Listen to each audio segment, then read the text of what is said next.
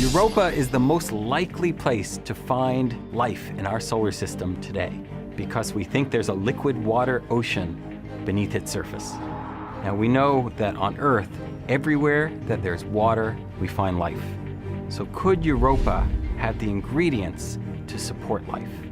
We might be actually looking at a body that is presently alive, presently active, and presently undergoing its geology. There is too much evidence right now lying around on the surface, the red stuff, that suggests that something's going on there. Is that an environment that is habitable for any sort of life form? By golly, we really have got to go back and figure that out.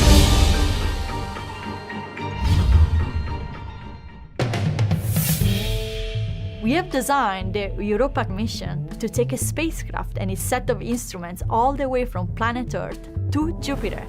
Previous mission concepts were for a spacecraft that would orbit Europa, but Europa is bathed in radiation from Jupiter. Any mission that goes in the vicinity of Europa is cooked pretty quickly.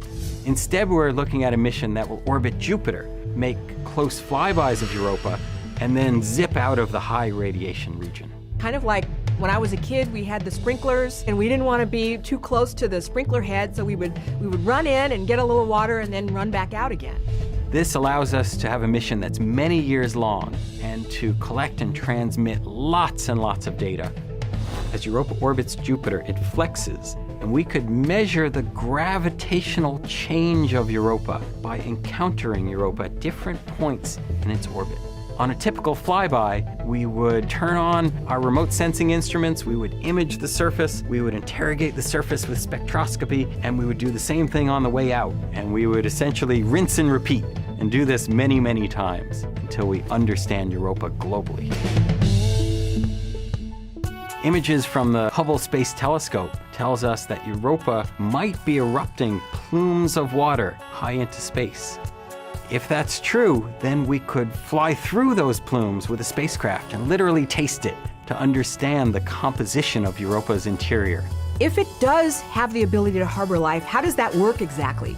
We'll have enough instrumentation to really pinpoint exactly how the mechanisms would work for replenishing the nutrients in a subsurface ocean.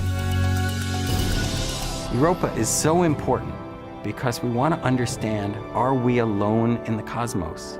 If there's life in Europa, it almost certainly was completely independent from the origin of life on Earth. That would mean the origin of life must be pretty easy throughout the galaxy and beyond.